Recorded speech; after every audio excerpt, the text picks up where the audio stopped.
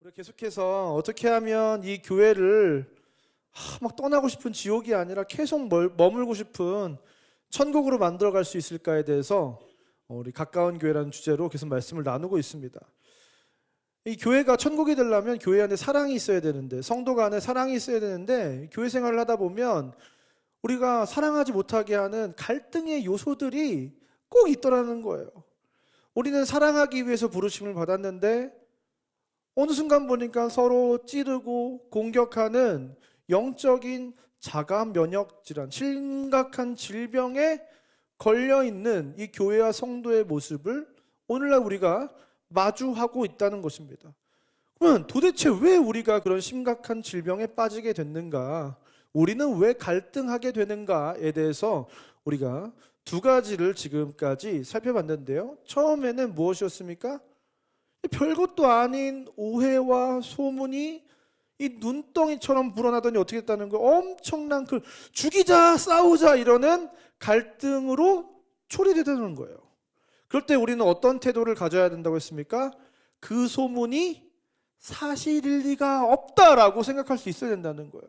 문제를, 진상을 정확하게 파악하기 전까지는 우리 마음에 그럴 줄 알았어 이게 아니라 이 소문이 사실일 리 없다라고 생각할 수 있는 마음이 있어야 된다. 두 번째 뭐예요? 심지어 그 소문이 사실일지라도 어떻게 된다고요? 그 사람이 내가 사랑하는 내 자녀와 같은 사람이기 때문에, 내 형제 자매와 같은 사람이기 때문에 그 사람이 수치를 당하지 않기 원하는 마음, 그래서 그 말을 전달하지 않고자 하는 그 사랑으로 허물을 덮을 수 있는 그 성숙이 저와 여러분 가운데 있어야 할 줄 믿습니다. 두 번째 시간에서는 무엇을 다뤘냐면, 우리 교회에서 왜 자꾸 싸우냐 봤더니 이게 맞냐 저게 맞냐 이런 걸 가지고 우리가 계속 싸우더라는 거예요. 이방인에게 구원이 있냐 없냐, 이방인도 할례를 해야 되냐 안 해야 되냐, 이걸로 예루살렘 교회가 싸웠듯이 오늘날의 교회도 이게 옳고 그름을 가지고 계속해서 서로 다투더라는 겁니다. 근데 알고 봤더니 이게 맞냐 틀리냐로 싸우는 게 아니라 뭐예요? 사실은 내 마음의 문제더라는 거였어요. 하나님이 이제 이방인을 구원하시겠다고 하면 아 그렇구나 하고 이방인도 이제 구원하자 하면 되는데 우리 마음이 그거를 못 받아들이더라는 거예요. 하나님이 임시로 주셨던 어떤 율법들을 자꾸 들먹거리면서 지금까지 우리가 해왔던 대로, 내가 지금까지 익숙하고 편한 대로, 지금까지 내가 누렸던 선민 이스라엘의 그 기득권과 특권을 유지하는 방식으로 신앙생활을 하고 싶더라는 거예요. 그러니까 내 마음이 이 이방인들을 받아들이고 싶지 않았던 거예요. 결국 저와 여러분은 때때로 신앙생활을 하면서 어떤 문제에 빠지는 것이냐면, 하나님의 말씀이 그렇다고 하는 대로 그냥 내가 좋을 대로, 내가 편한 대로의 내가 복음을 따르고 살아갈 때가 너무나도 많다는 겁니다. 여러분, 이제 저와 여러분은 내가 복음이 아니라 하나님의 말씀, 이 복음을 따르는 자들이 되어야 될 줄 믿습니다. 그런데 이제 그래? 그러면 그 전까지 율법은 이제 힘이 없으니까 이제 어떻게 해야 돼요? 이제 신약만 따르면 되겠다 생각하고 어떻게 합니까? 성경을 반으로 잘라가지고 구약은 라면 냄비 받침으로 쓰고 신약만 이제 보면 될까요, 여러분? 이게 참 쉽지 않은 일이라는 거예요. 굉장히 헷갈리는 부분입니다. 어떤 분들은 요즘에도 이 구약의 율법을 다 지켜야 된다는 분들도 계시고, 또 어떤 분들은 막 강의를 다니시는데 그 레위기 11장의 음식 규례를 지금도 여전히 지키면 건강해질 수 있다라고 가르치고 강의를 하고 돌아다니신 분들도 계시고, 여러분 지금도 사람들이 헷갈려하고 어려워하는데, 여러분 생각을 해보세요. 지금까지 평생을 그렇게 믿고 살아왔는데 예수님이 오셨을 당시에 그 유대 사회가 이 율법이 아무런 효력이 없다는 것을 받아들이기가 쉬웠을까요? 어려웠을까요? 굉장히 어려웠을 것이고 엄청난 그 사회가 대혼란에 빠질 수밖에 없었다는 거예요. 여러분, 그 혼란의 시작, 그것을 유발한 사람이 누구예요? 예수님이죠. 요즘 예수님이 오자마자 어떻게 하는 거예요? 나병 환자를 막 가까이 하시고, 혈류병 여인이 자기 몸을 대면 자기가 나을까 막 옷자락에 손을 댔잖아요. 그러니까 어떻게 해야 돼요? 그러면 우리 같으면 어떻게 해요? 혈류병 여인이 내 몸에 손을 댔네. 그 사람들이 알면 큰일 나겠다. 조용히 걸어가지. 이렇게 해야 될 텐데. 예수님 어떻게 하는 거예요? 내 몸에서 능력이 빠져나갔다. 누가 만졌어? 이렇게 막 드러내시면서 일을 벌이시는 거예요. 큰 일을 만드시는 거예요. 사람들에게. 죄인들과 세리들을 막 만나시면서 식사하시고 그 집에 머무시기도 하시고 간음한 여인을 두둔해 주시고, 이러니까 이 유대사회 사람들이 예수님을 받아들일 수가 없는 겁니다. 그러니까 왜 율법에 의하면 부정한 사람이랑 접촉을 하면 됩니까? 안 됩니까? 안 되는 거예요. 부정한 사람과 접촉하면 나도 부정해진단 말이에요. 이 유대사회 사람들은 율법을 아주 철저하게 지켰습니다. 율법이 해라 하지 마라에 이 조항이 613개가 있었어요. 하지 말라는 조항이 365개, 해라는 조항이 248개, 해서 613개의 조항을 이 유대인들은 굉장히 철저하게 지키면서 신앙생활을 해왔다는 거예요. 그러니까 이 예수님이 율법을 완전히 다 무너뜨리고 자기 마음대로 하는 이 모습이 이 사람들에게는 굉장히 혼란스럽고, 그 예수님을 받아들인다는 것은 이들에게 쉬운 일은 아니었다는 거예요. 그런데 설상가상으로 예수님의 제자들은 어떻게 하는 거예요? 더 이해가 안 되는 행동들을 하는 거예요. 마가복음 2장 18절을 보니까 요한의 제자들과 바리새인들이 금식하고 있었다는 거예요. 그런데 제자들은 어떻게 하는 거예요? 어찌하여 당신의 제자들은 금식하지 아니하나이까? 이스라엘 백성들이 일주일에 2번씩 날을 정해놓고 금식을 하고 있었는데 이 사람들은 금식을 안 하더라는 거예요. 마가복음 7장 2절부터 5절을 보니까 제자들이 부정한 손, 곧 씻지 아니한 손으로 떡을 먹는 것을 보았더라. 여러분, 밥 먹기 전에 우리가 이 정결 예와 상관없이 손을 씻어야 됩니까? 안 씻어야 됩니까? 안 씻으세요? 여러분, 밥 먹기 전에 손을 씻어야 되잖아요. 여러분, 화장실을 갔다 와서 밥을 먹어요. 손 씻고 먹어야 돼요? 안 먹어야 돼요? 손 씻고 먹어야 되잖아요. 너무나도 당연한 건데 이 정결례에서는 이거 더 중요하다. 이걸 그냥 밥 먹을 때 그냥 더럽냐 안 더럽냐의 문제지만 정결법의 문제에서는 이게 진짜 내가 부정해지냐 안 부정해지냐 큰 문제란 말이에요.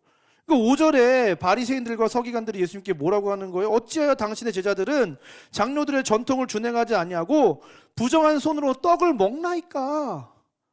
예수님한테 막 따지는 겁니다, 사람들이. 마태복음 12장에서는 또 뭐라고 하는 거예요? 안식일에 밀밭 사이로 가시는데 제자들이 시장하여 이삭을 잘라 먹었다는 거예요. 여러분, 안식일에 일을 하면 됩니까? 안 됩니까? 안 되는데 제자들이 일을 했다 이거예요. 출애굽기 34장 21절을 보니까 안식일에는 수확을 하지 말라고 명확하게 명시되어 있단 말이에요. 그러면 이삭을 자르는 행위는 절대로 하면 안 되는 겁니다. 그러니까 바리새인들이 예수께 말하되 보시오, 당신의 제자들이 안식일에 하지 못할 일을 하나이다, 이러는 거예요. 이 사람들이 얼마나 안식일을 철저히 지켰냐면 39개의 추가 조항을 만들어가지고 안식일을 더 잘 지켜보겠다고 더 열심히 안식일을 지키는데, 그 조항에 따르면 어떻게 되는 거야? 적군이 쳐들어와도 전쟁을 하면 안 되는 거예요. 실제로 이스라엘 백성들이 적군이 쳐들어왔는데 전쟁을 하지 않아요. 맞서 싸우질 않았다고요, 실제로. 여러분, 이 사람들이 느끼기에 예수님과 예수님의 제자들은 어떻게 이렇게 질서를 무시하고 무질서하고 경박하고 거룩하지 않고 부정한 방법을 일삼으면서 무슨 복음이라고 이야기하고 하고 다닐 수 있는가? 사람들은 굉장히 혼란스럽고 예수님을 받아들인다는 것은 절대로 쉬운 일이 아니었다는 것입니다. 그런데 이러한 사람들을 향해서 예수님이 아까 그 금식 규례를 가지고 사람들이 따지니까 뭐라고 말씀하셨는지 아세요? 예수께서 그들에게 이르시되 혼인집 손님들이 신랑과 함께 있을 때 금식할 수 있느냐? 신랑과 함께 있을 동안에는 금식할 수 없는. 여러분, 결혼식을 가셨어요? 그런데 갑자기 그냥 저는 안 먹습니다 하고 가만히 앉아있으면 분위기를 망치는 거예요, 안 망치는 거예요? 분위기를 망치는, 뭔가 심각한 일이 있는 사람처럼. 그러면 누군가의 결혼식에 갔으면 어떻게 축하해주고 기뻐해주고 같이 식사를 나누면서 교제하면서 신랑에게 정말로 축하한다고 이야기해주고 해야 되는 거잖아요. 근데 여러분, 이 예수님께서 이 말씀을 왜 하시냐면 여러분, 이 유대인들이 금식 규례를 만들었던 이유가 있었기 때문이에요. 이 바리새파 사람들은 어떤 생각을 가지고 있었냐면, 우리가 율법을 아주 잘 지키면 메시아가 이 땅에 오실 것이다 라고 생각을 했어요. 그래서 이 바리새파 사람들은 율법을 엄청나게 철저하게 율법을 지키는 사람들이 바리새파 사람들이었단 말이에요. 근데 문제는 뭐예요? 열심히 율법을 지키는데 예수님이 와요, 안 와요? 안 오는 거예요. 그러니까 생각을 한 거예요. 이 사람들이 어떻게 생각했냐면, 율법을 더 열심히 지켜보자라고 생각을 하고 금식 조항을 만들어서 일주일에 2번씩 우리가 금식을 하면, 우리가 더 파이팅을 내면, 더 열심히 하면 예수님이 오실 것이다, 이렇게 생각을 한 거예요. 그래서 금식 일주일에 2번씩 금식을 하기 시작했단 말이에요. 여러분, 그런데 예수님이 그러니까 뭐라고 얘기하는 거예요? 야, 너네가 금식을 하면 메시아가 올 거라고 생각을 했는데, 메시아가 왔는데 왜 금식을 하니? 신랑이 왔는데 왜 금식을 하냐는 거예요. 금식할 필요가 없는데.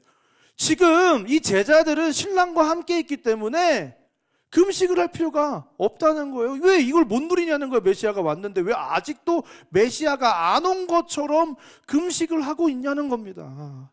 제자들은 지금 신랑과 함께 그 기쁨을, 천국의 기쁨을, 그 메시아와 동행하는 기쁨을 누리고 있다는 거예요. 그러면서 예수님이 이어서 이렇게 말씀하시는 거예요. 새 술은 새 부대에 담아야 된다는 거예요. 이 생배 조각을 낡은 옷에 붙이는 자가 없다는 거예요. 여러분, 빳빳한 새로운 천 조각을 낡은 옷, 지금 생각해 보니까 굉장히 낡은 색깔이에요. 이게 지금 낡은 색깔의 옷에 누더기를 딱 붙이면 어떻게 되냐는 거예요. 이미 이 옷은 낡았는데 이 옷은 새 조각이니까 이게 수축하면서 이 옷을 찢어버린다는 거예요. 그러니까 옛날 거를 새 거에 갖다 붙이면 안 된다는 거예요. 새 술을 새 부대에 부으면 이 술이 또 산화되면서 이 천을 부식시켜가지고 옛날 더 이미 부식된 상황에 이 천에다가 새 술을 부으면 이 부대가 터진다는 거예요. 그러니까 옛날 걸 가져오지 말라는 거예요. 지금 새로운 시대, 은혜의 시대가 열렸을 때는 옛날 걸 가져오지 말라는 거예요. 이제 내가 왔으니까 참이요 실제이요 본체인 예수 그리스도가 왔는데 옛날의 율법에다가 복음을 갖다 대면 그건 엄청난 혼란이 발생한다는 거예요. 여러분, 왜 율법은 복음에 갖다 붙이면 안 되는 거예요? 원래가 이 율법은 진짜가 오기 전까지 진짜를 예표하고 가르쳐주고 모델로 보여주는 역할까지가 율법이잖아요. 여러분, 중매 결혼하셨어요? 연애 결혼하셨어요? 중매 한번 손 들어보실까요? 중매 다 연애 결혼하셨어요?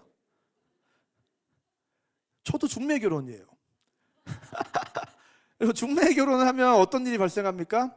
우리 교회 청년들도 그렇고 지금 결혼을 앞두고 있는 지체들 많이 있잖아요. 또 우리 순신방을 해보니까 자녀들의 결혼 문제로 굉장히 기도를 많이 부탁을 하시는데, 여러분, 중매를 할 때 어떻게 하는 거? 사진을 보여주잖아요. 그래서 사진을 봤더니 원빈이에요, 얼굴이. 그럼 어떤 마음의 간절함, 이 사람을 빨리 만나야 되겠다는 간절한 마음을 가지고 그 중매장에 갑니다. 어느 커피숍에 갔어요? 둘러봐요? 있어요, 없어요? 없어요. 그런데 여러분, 보통은 사진과 많이 다릅니다. 사진보다 더 나은 경우는 잘 없어요. 그런데 이 예수님의 경우는 어떤 거예요? 원빈이라고 해서 기다렸더니 뭐예요? 원빈 같은 사람이 있는 줄 알았는데 진짜 원빈이 나온 거예요. 그럼 여러분, 이 원빈 닮은 사진이 필요해요, 안 필요해요? 안 필요해요. 이 사진을 왜 붙들고 있어요? 지금 실물로 원빈을 영접하고 있는데. 그러니까 이거예요. 율법은 이 사람과 만날 거다라고 하는 사진이었던 거예요. 근데 그 사람을 만났는데 이 사진이 뭐가 필요하는 거예요? 지금 눈앞에서 사람 앞에 두고 이거 보고 있을 거예요? 사람 얼굴을 봐야지.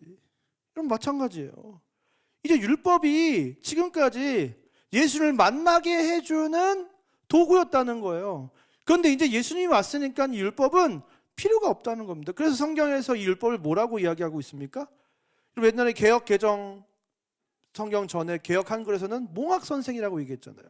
갈라디아서 3장을 보니까 믿음이 오기 전에 우리는 율법 아래에 매인바되고 계시될 믿음의 때까지 갇혔느니라. 이같이 율법이 우리를 그리스도께로 인도하는 초등교사가 되어 우리로 하여금 믿음으로 말미암아 의롭다함을 얻게 하려 함이라. 믿음이 온 후로는 우리가 초등교사 아래에 있지 아니하도다. 그러니까 이 율법이 믿음이 오기 전까지는 중요했다는 거예요. 그런데 이제 믿음으로 구원을 받는 은혜의 시대가 열리니까 율법은 이 은혜의 시대가 오기까지 인도해 주는 역할을 다 했기 때문에 이제 필요가 없다는 거예요. 그래서 이거를 초등교사였다. 개역 한글에서는 몽학 선생이라고 표현한 겁니다. 몽학 선생이 뭐 하는 거냐면 귀족들의 자제들이 있잖아요. 그만 6살부터 16살 정도가 될 때까지 뭐 교양, 식사 예절, 옷 입는 거 이런 거 가르쳐 주는 선생님이 몽학 선생님이에요. 근데 이 몽학 선생님이 나중에 이 사람이 진짜 학교에 가서 스승님을 만나게 될 때는 이제 몽학 선생의 역할을 그치고 이 사람을 시중 듣는 그냥 노예가 돼버린다니까요. 그러니까 예수님이 오시니까 진짜 참 스승이 이 땅에 오시니까 이 율법은, 이 몽학 선생은 더 이상 선생의 역할이 필요가 없는 거예요.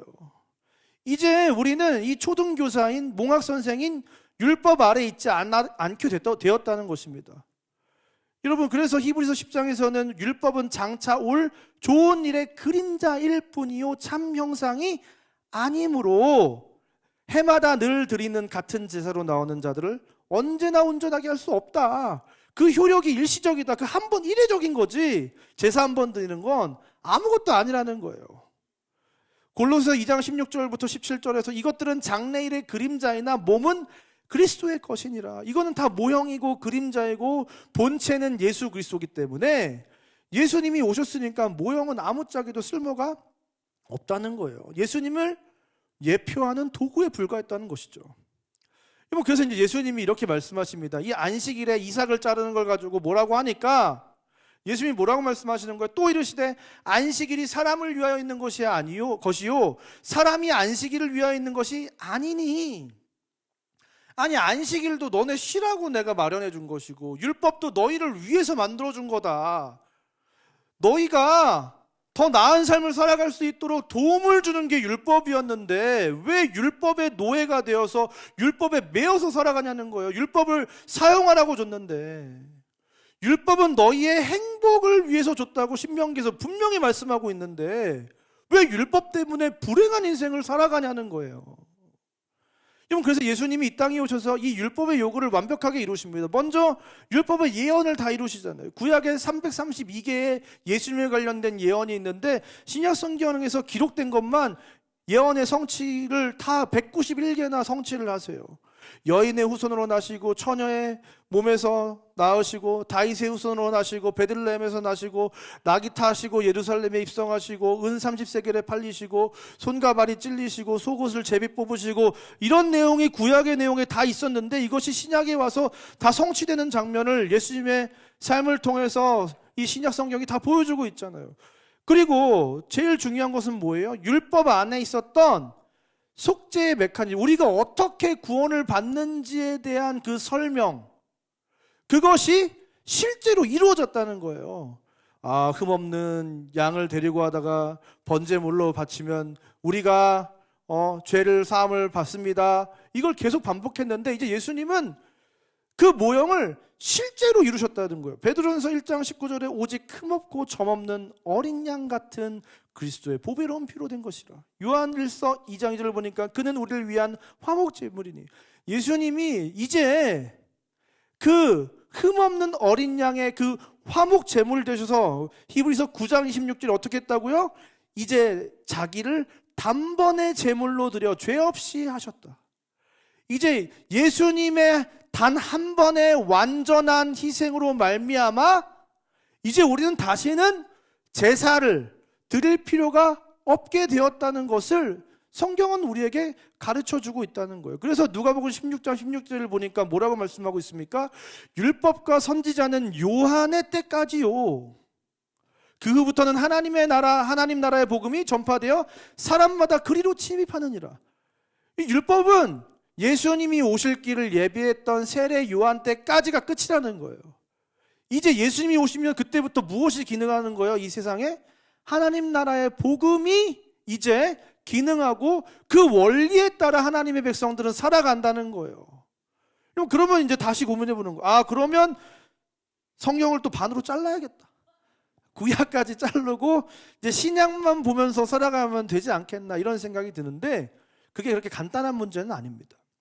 왜냐하면 이 율법이라는 게 세 가지로 분류를 할 수가 있습니다. 첫 번째는 의식법이에요. 의식법은 뭐예요? 성막에 대한 규례, 성막에서 제사장들이 어떻게 행동해야 되는지, 그 제사는 어떻게 드려야 되는지, 이러한 규례가 바로 의식법입니다. 그런데 이건 어떻게 됐다고? 예수님이 오시면서 다 성취되었고 단번에 제물 대신 예수 그리스도로 인해서 완성이 되었기 때문에 이 모든 것은 그림자요 모형이므로 의식법은 더 이상 지킬 필요가 있다 없다? 없다고 한다는 거예요. 여러분 어디 가서 제3성전을 얘기하면서 나중에 이스라엘의 제사가 회복되고 진짜 양을 잡아다가 소를 잡아다가 제사를 드려야 된다는 사람과 절대로 상종을 하시면 안 돼요. 이단적입니다. 여러분, 그래서 이제 의식법은 들을 필요가 없다고 히브리서 10장 8절과 14절과 18절 정확하게 얘기합니다.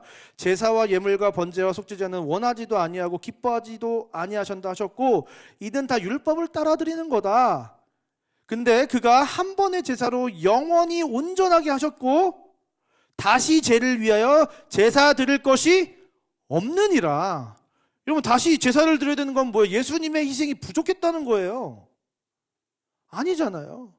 완전한 희생으로 말미암아 더 이상 이제 우리에게는 제사가 필요 없다는 겁니다. 이것은 다 그림자라고 지금 성경은 이야기하고 있다는 거예요. 먹고 마시는 정경 규례들, 정결 규례들, 율법의 절기들, 골로새서에서 이것은 다 그림자이고 몸은 그리스도의 것이라고 말씀하고 있는 겁니다. 두 번째, 이 율법이 두 번째로 분류하면 뭐가 있냐면 도덕법이 있는 거예요. 이게 지금 헷갈리는 부분 중에 하나인데요. 도덕이 무엇입니까? 인간이라면 누구나 지켜야 될 어떠한 도리, 바람직한 행동의 기준이 있더라는 거예요. 이것을 C.S. 루이스는 순전한 기독교라는 책에서 도덕률이라는 것을 가지고 실제로 이 기독교가 신이 존재한다는 사실을 증명해내는 거예요. 왜냐하면 우리 모두가 다 그렇게 생각하는 게 있잖아요. 여러분 도둑질 해도 됩니까? 안 됩니까? 도둑질하고 사세요 여러분? 여기 대답이 없어요. 도둑질 해도 됩니까? 안 됩니까? 안 되죠.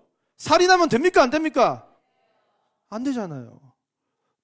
우리 모두가 동일하게 도둑질은 하면 안 되고 살인하면 안 된다고 생각을 하잖아요. 동서고금을 막론하고 누구든지 보편적으로 이것은 하지 말아야 된다고 생각하는 옳고 그름의 기준이 있더라는 거예요.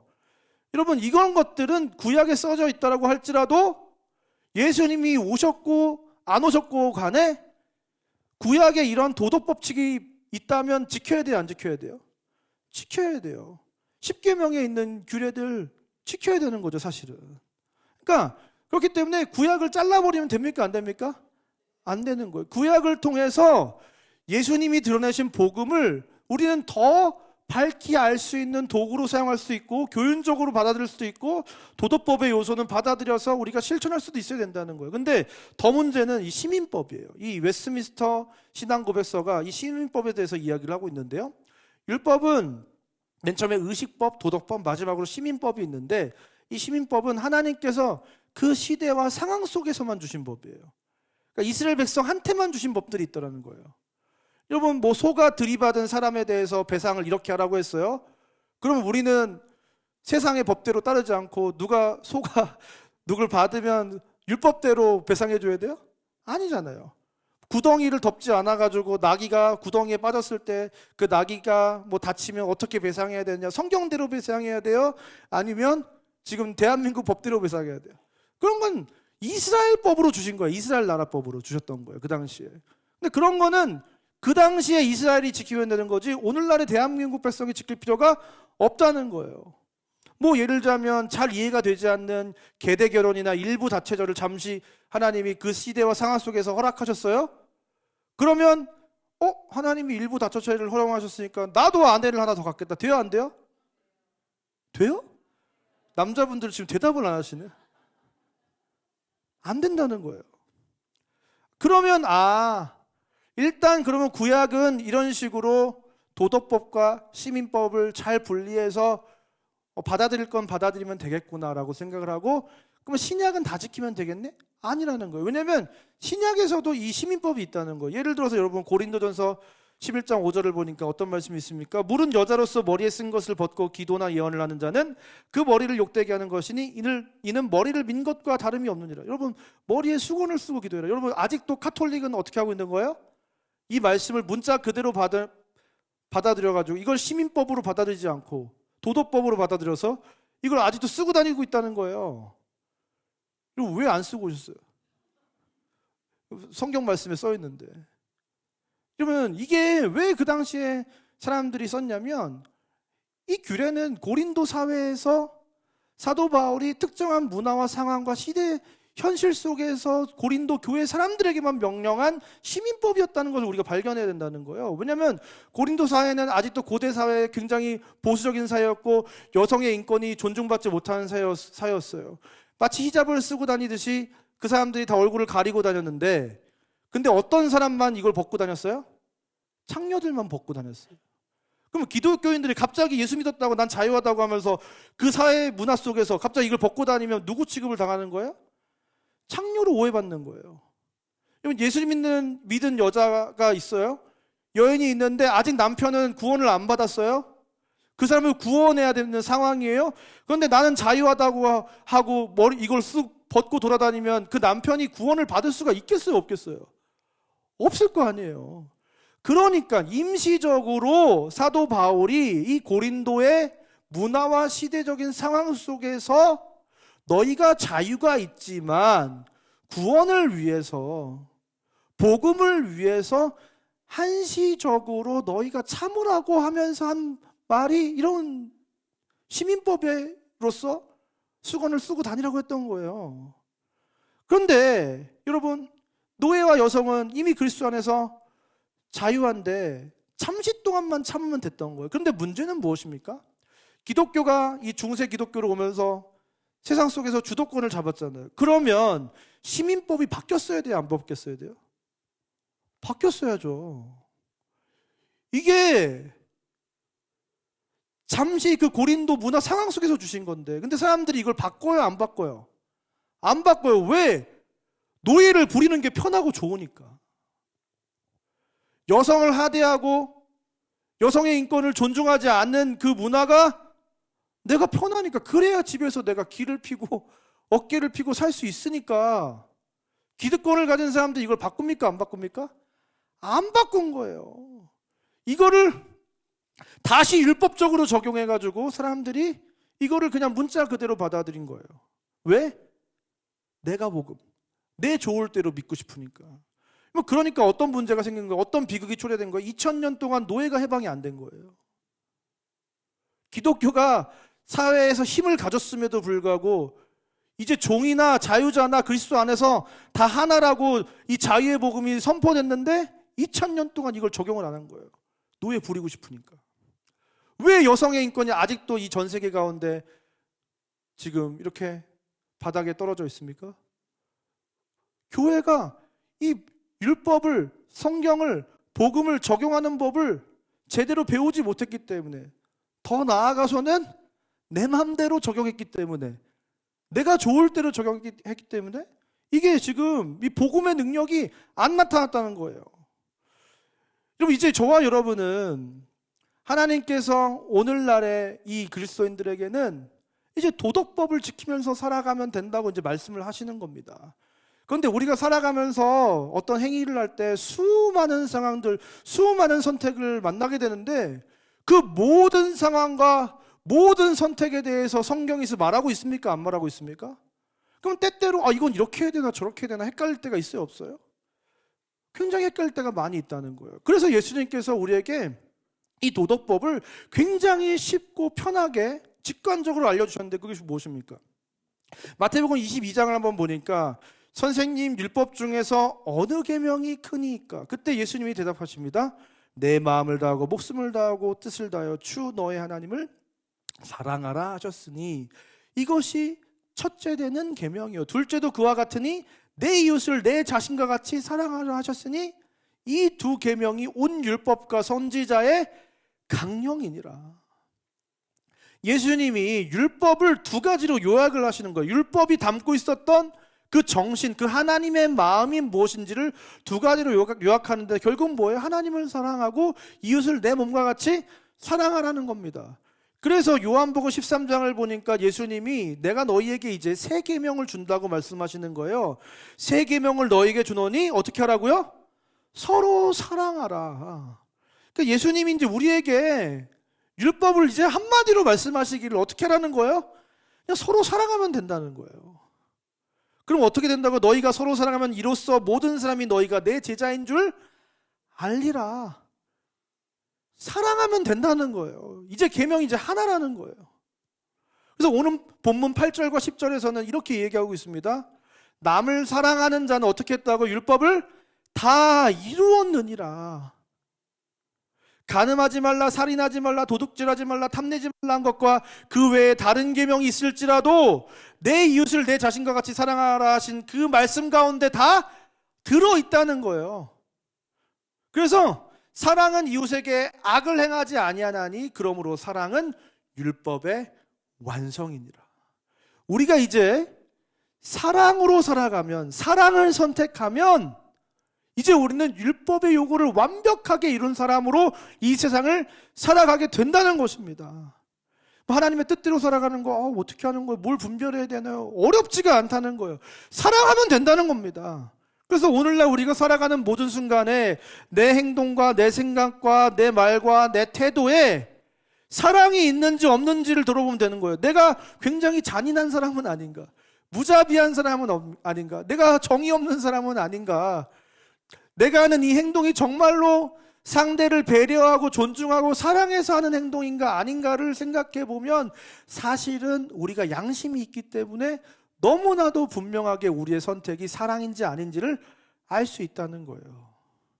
그래서 우리의 신앙의 분명한 기준은 내가 하나님을 사랑하는 선택은 무엇인지 내 마음을 다하고 목숨을 다하고 뜻을 다하여 주 너의 하나님을 사랑하는 방법을 선택하면 되는 거고, 이웃을 사랑하되 내가 나 자신을 사랑하는 만큼 이웃을 사랑하는 방법을 선택하면 되는 거예요. 여러분, 그래서 너무나도 우리 삼국교회 감사한 것은 무엇입니까?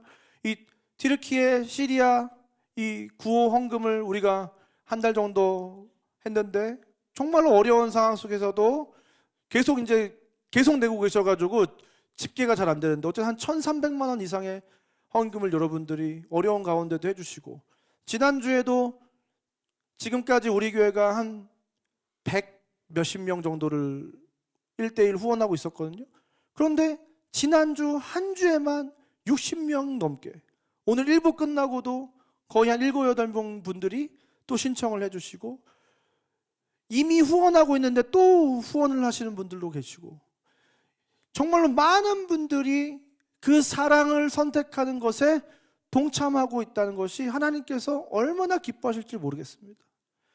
사랑하는 상국의 성도 여러분, 이 율법은, 이 성경은 너무나도 단순한 거예요. 이거 굉장히 많아가지고 맨날 읽어야 되고 큐티해야 되고 힘들지만, 스타트 숙제 이거 다 읽으라고 그러고 힘들지만 너무나도 단순한 거예요. 뭐예요? 하나님이 우리를 사랑하셨다는 거예요.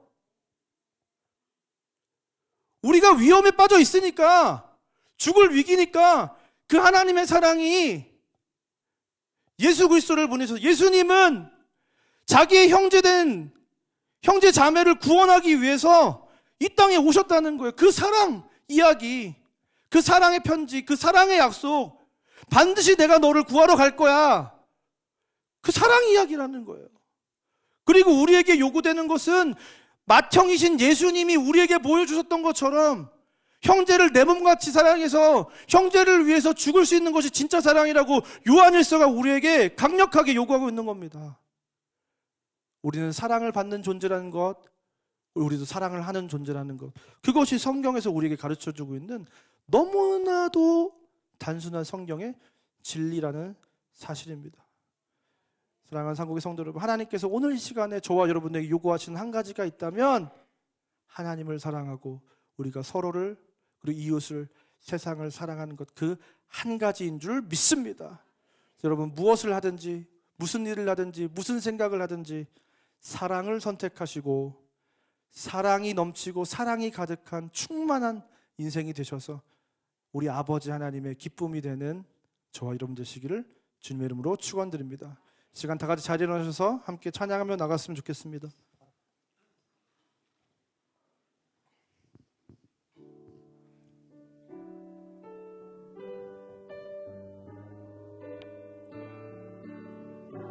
예수 사랑하심을, 예수 사랑하심을 성경에서 배웠네. 우리들은 약하나 예수 권세 날 사랑하심, 날 사랑하심, 날 사랑하심, 날 사랑하심 성경에서 나를 사랑하시고 나를 사랑하시고 나의 죄를 다시서 하늘 문을 여시고 들어가게 하시 날 사랑하심, 날 사랑하심, 날 사랑하심, 날 사랑하심 성령에서 내가 연약할수록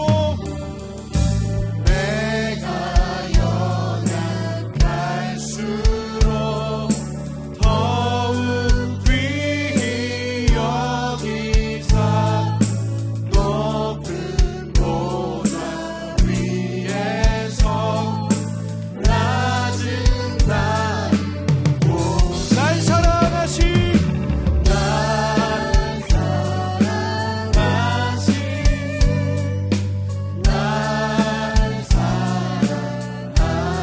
날 사랑하심, 날 사랑하심, 날 사랑하심 성경에 이 시간에는 옆에 있는 지체들을 향해서 손을 뻗고 널 사랑하심,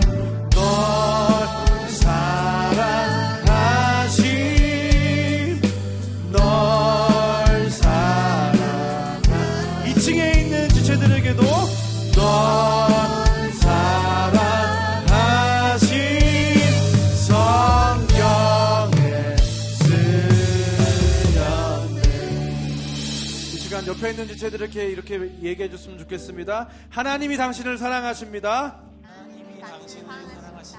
나도 당신을 사랑합니다. 나도 당신을 사랑합니다. 아멘. 우리 상곡교회가 그 하나님의 사랑이 우리 안에 충만하게 부어져서 서로를 사랑하게 되는 아름다운 교회 되기를 주님의 이름으로 축원드립니다. 여러분, 제가 이 성소 그림을 한번 봤으면 좋겠는데요. 이 성소 안에는 메노라, 이 교회를 상징하는 7 금초대가 있고 이 7 금초대의 빛이 이스라엘 백성 성도를 상징하는 12떡에 그 빛이 비춰집니다. 그런데 이 교회와 성도의 정체성이 무엇이냐면 저기 분향단에 기도를 하는 거예요. 성소 밖을 보면 이 성막을 중심으로 이스라엘 백성 12지파가 이렇게 둥그렇게 진을 치고 있습니다. 서로를 마주하면서 서로의 형편은 어떤지, 서로의 삶은 어떤지, 어떤 문제는 없는지 서로를 돌아볼 수 있는, 서로를 다 돌아볼 수 있는 이 마주보는 구조로 되어 있다는 거예요. 여러분, 요한복음의 1장에서 말씀이 하나님과 함께 계셨다고 할 때 이 프로스는 서로를 마주보고 있었다는 거예요. 하나님은 사랑으로 존재하시는데 동그란 원을, 이 삼위 하나님이 서로를 마주보고 그 사랑 안에 존재하고 있는 것이 하나님이고, 우리 교회와 성도도 서로를 마주보고 서로의 형편을 돌아보고 서로의 아픔을 돌아보고 서로의 눈물을 돌아보는 이 마주보는 상태로 존재해야 되는데, 그 교회는 바로 서로의 그 아픔을 가지고 기도하는 교회여야 된다는 것입니다. 사랑하는 성도 여러분, 우리 이제 365 기도 신청서 많은 분들이 신청해 주셨는데 한 10분의 1 정도가 오시는 것 같아요. 여러분들 이 시간 오늘 한번 우리가 결단했으면 좋겠는데요. 주님, 그 성소를 중심으로 해서 아버지 하나님을 노래하고 예배하고 사랑하는 그 예배 공동체가 우리 상곡교회가 되기 원합니다.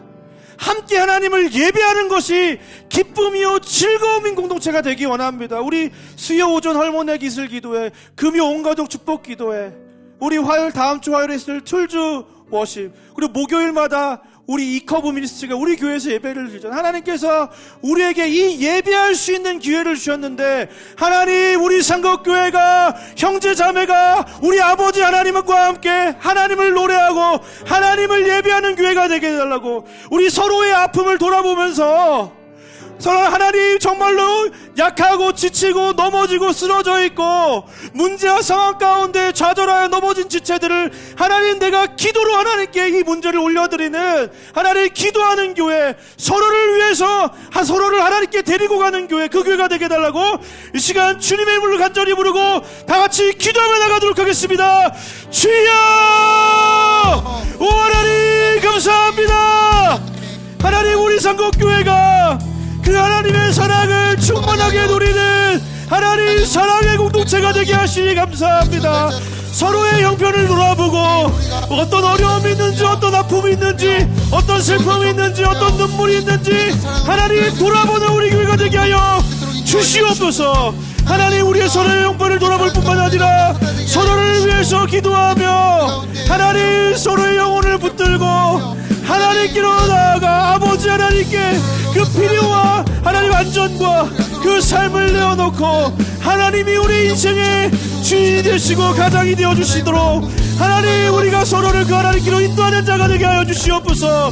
하나님, 날마다 우리의 삶 가운데에 그 하나님 아버지 하나님과 가까이 하기 원하는 마음, 아버지 하나님 안에 거하기 원하는 마음, 그래서 함께 모여서 하나님을 예배하기 원하는 마음, 그 하나님을 예배할 때 주시는 그 하나님의 은혜를 우리가 함께 누리기 원하는 하나님 그 선한 마음을 허락하셔서 하나님, 우리 모두가 그 하나님을 함께 예배하고 함께 높이며 하나님의 사랑 안에서 자라가는 우리 모두가 되게 하여 주시옵소서. 너 사랑하심, 널 사랑하심,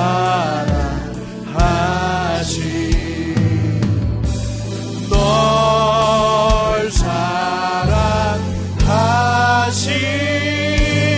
성령의 성령네.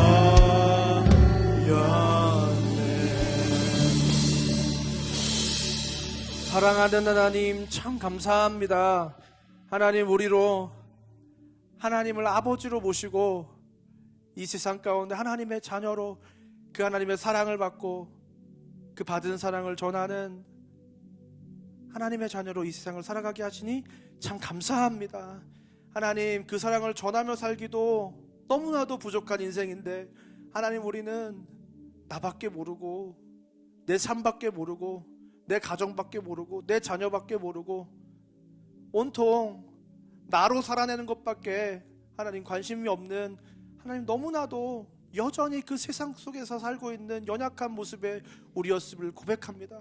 하나님, 이제 그 하나님의 사랑, 우리를 향한 그 다음 없는 사랑, 하나님 그 아버지의 그 사랑, 우리의 형제 되신 예수님의 그 사랑을 하나님 우리도 담기 원합니다. 하나님, 우리 안에 그 사랑을 가르쳐 주시고 그 사랑을 부어주시고 그 사랑을 누리게 하셔서 하나님, 이렇게 삐뚤어지고 모나고 연약하고 악하고 이기적인 내가 하나님 작은 사랑을 실천할 수 있는 하나님 닮은 예수님 닮은 우리가 될 수 있도록 하나님, 우리 안에 그 하나님의 사랑을, 그 은혜를 한량없이 부어 주시옵소서. 하나님, 우리 상곡교회가 그 사랑이 가득한 교회가 되기 원합니다. 상곡교회가 무엇을 대단한 것을 이루고 대단한 일을 하는 교회가 아니어도 하나님, 우리는 그 하나님이 안에 있는 그 사랑을 누리며 서로를 사랑하는 교회가 되게 하여 주시옵소서. 그래서 우리가 서로 사랑하는 것을 보고 세상이 우리를 하나님의 제자인 줄 알게 되는, 그 하나님의 자녀인 줄 알게 되는, 우리를 통해서 그 하나님의 사랑이 얼마나 크고 놀랍고 비상식적인, 이 세상은 감당할 수 없는 사랑인지를 세상이 깨달을 수 있도록 하나님, 우리가 그 사랑의 실천자가 되게 하여 주시옵소서. 하나님, 우리 교회가 그 사랑하는 모습을 보고 세상이, 천국이 얼마나 사랑이 넘치고 자비와 긍휼과 은혜가 넘치는 곳인지를 발견하게 하여 주시옵소서. 그래서 우리를 통해서 그 하나님께서 영광 받으시는 하나님을 닮은 교회, 하나님을 닮은 성도가 되어 우리 아버지의 기쁨이 되는 우리 모두가 될 수 있도록 하나님, 주님의 사랑을 우리에게 가르쳐 주시고 주님의 그 사랑을 한량없이 날마다 우리 안에 부어 주시옵소서.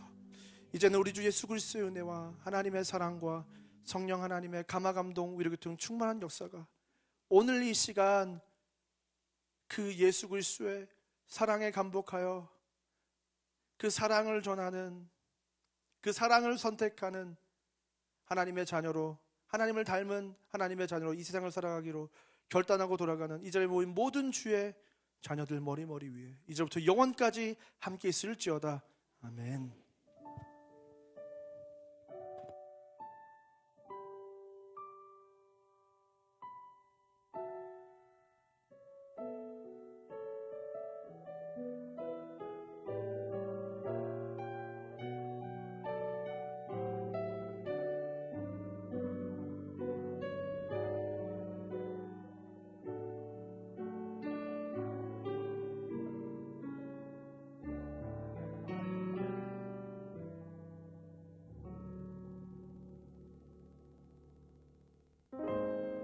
교회 소식입니다. 상곡교회에 새로 오신 분들을 환영합니다. 예배 후에 앞마당 새가족 부스로 오시면 교회 안내를 받으실 수 있습니다. 새가족 교육은 매주 주일 10시 10분 멍때림 지하에서 진행됩니다. 새가족 교육 수료를 축하합니다. 캄보디아 1:1 교육 후원 작정 신청은 앞마당에 준비된 부스로 오셔 신청하시고 후원자님께는 특별 선물이 증정됩니다. 많은 관심과 후원 바랍니다. 튀르키예 시리아 특별 선교 헌금 안내입니다. 준비된 헌금 봉투에 마음을 담아 헌금해 주시기 바랍니다. 계좌 이체 시 이름과 특별 선교로 분류해 보내주시기 바랍니다. 학습, 세례, 입교, 유아세례 교육이 오늘 주일까지 진행되며 자세한 일정은 주보를 참조해 주시기 바랍니다. 한국사모연합회 세미나가 3월 21일 화요일 오전 10시 가정사역자 도은미 목사 초청 강연으로 글로리아홀에서 진행됩니다. 툴즈 오픈워십이 3월 21일 화요일 오후 8시 30분 교육관 지하 마부와이 스테이션에서 진행됩니다. 예배를 사모하는 성도님들의 많은 관심과 참여 바랍니다. 3월 젊은 부부 모임이 3월 26일 주일 2부 예배 후 비전센터 2층 초등부실에서 진행됩니다. 아이들을 위한 돌봄팀을 운영하오니 젊은 부부의 많은 참여 바랍니다. 3월 남성교구 모임 안내입니다. 3월 26일 주일 2부 예배 후 본당 꿈나무홀에서 진행됩니다. 남성교구에 많은 참여 바랍니다. 고난주간 전송도 신방 안내입니다. 3월 26일 주일부터 4월 8일 토요일까지 카드와 달걀을 가지고 예수님의 부활의 소식을 전합니다. 고난주간 특별 기도회 및 부활절 온세대 통합 예배 안내입니다. 특별 저녁 기도회가 4월 3일 월요일부터 4월 7일 금요일까지 매일 오후 8시 30분에 진행되며 부활절 온세대 통합 예배는 4월 9일 주일 11시 예배입니다. 조강호 집사, 권영신 권사의 장남 한준군과 김현준, 김미진님의 자녀 소영양의 결혼식이 있습니다. 3월 25일 토요일 오후 2시 진해 JK 컨벤션 웨딩 2층 그랜드 볼룸홀에서 진행됩니다. 또한 당일 관광버스가 교육관 앞 오전 7시 30분 출발로 준비됩니다. 많은 관심과 축하 바랍니다. 이상으로 교회 소식을 마치겠습니다. 한 주간도 하나님의 은혜와 안전과 평강이 임하시기를 기도합니다.